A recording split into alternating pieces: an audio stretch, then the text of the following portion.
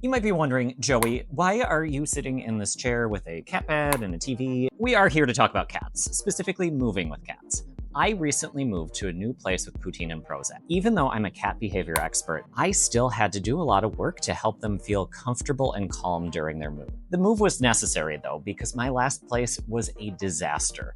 Management was not so great, and the fire alarms repeatedly went off, which traumatized poor Poutine. Thankfully, we're out and we're doing better, even just having been here for a little while so far. I want to help you and your cats feel safer and happier and less stressed during your upcoming move. You're not going to be able to do everything perfectly. Keeping their stress to a minimum is the goal. Once you've decided to move, one of the best things you can do is start preparing right away. Preparing ahead of time not only benefits your cats, it benefits you.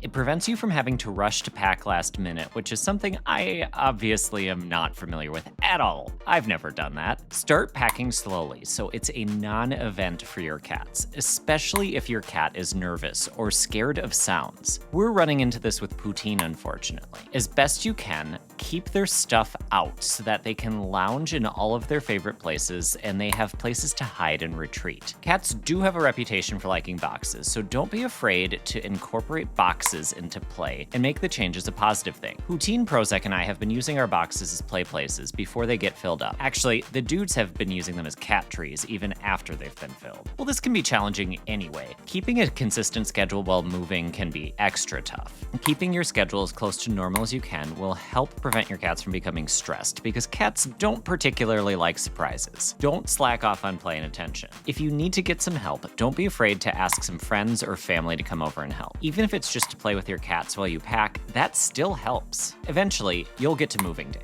You're going to be a big ball of stress, and so will your cats. There are two broadly different ways to handle the actual move, so let's talk about their pros and cons, and then we'll talk about what to do when they arrive. Option 1 is keeping your cats with you. Empty a small room such as a bathroom and make absolutely sure there is nothing in there anyone would need except for your cats. Meet all of the needs of your cats and make it fun. Think food puzzles, fun toys, catnip, you know the drill. Make sure that they have a litter box and constant access to water and food. Something to help cancel some of the noise, like classical music, cat-specific music, or reggae works well. There is actual evidence that reggae music may be particularly calming to animals. Man, science is fun sometimes. Put a sign on the door to not go in as there are cats. Also, directly tell everyone to stay out of the room that the cats are in, and make sure that they understand. Don't go in the room unless absolutely necessary. Make sure all doors are closed to the outdoors when you do go in if you need to, and close other doors so your cat can't hide in a different room if they do sneak past you.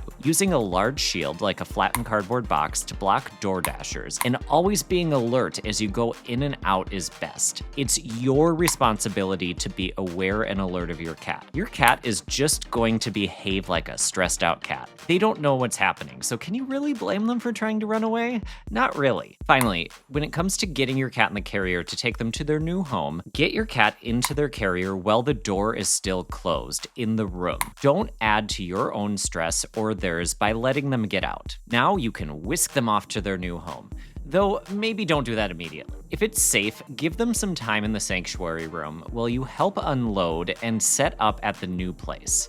More on that after the other option, my preferred one, of taking them on a small vacation. This is what I usually did with Zoloft. Set your cat up with luxury accommodations with a friend, family, or reputable boarding facility. Yes, this may be somewhat stressful, but it does prevent your cat from escaping outdoors, and you need to look at the balance of stress versus benefit. Likely, it'll be lower stress overall if this is done right. Typically, I've done this with my parents.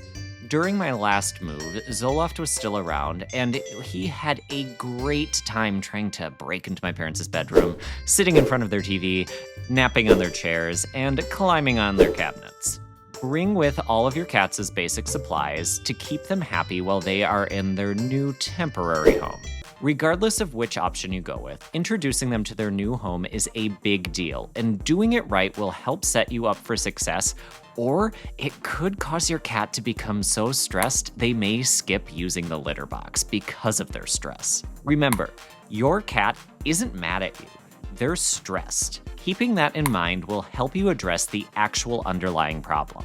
I have a litter box related myth to talk about in a few moments, but that's skipping ahead. First things first, when do you bring your cat to the new place? Obviously, there are logistical things to consider. The best way to do this, though, is to get all of the big, heavy, and loud moving done first, if possible. Set things up as much as you can in their home so their environment doesn't change too much when they arrive, or at least that the big items don't. Cats value consistency, so having at least a couple predictable and stable things will be less stressful for them. Another thing that will help your cats feel safe is scent. If their new home smells like them, and like their old kingdom, they'll recognize it as being at least somewhat familiar. This isn't that challenging to do, just bring with your cat's stuff when you move. Set some of it up in the sanctuary room, but also spread some of it around your new home.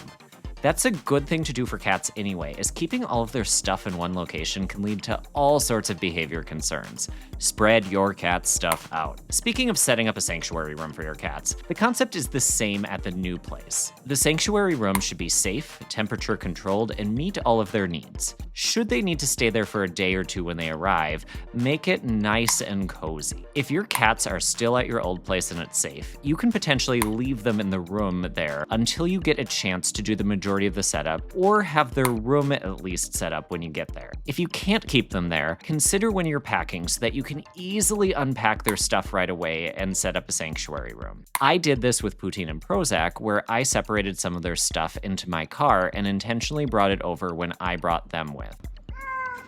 Are you two ready? Prozac, are you ready?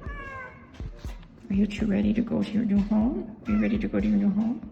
If you're still in the process of actually moving, use the same strategy of putting a sign on the door and making sure everyone is aware that they absolutely should not go into the sanctuary room or let the cats out, no matter how much the cats bribe them. This is less of a problem if they're on a tropical vacation or staying with your cousin or your personal archaeologist or whoever they're staying with. Consider giving them an extra night there so then you have more time to pack and set up their new home. When your cats arrive, let them settle into their safe room with fun things such as toys, treats, play, catnip. Make it a cat party. Give your cats at least a day and let them out slowly in the new space if possible. Depending on the size of the new home, allowing them to explore one room at a time is best.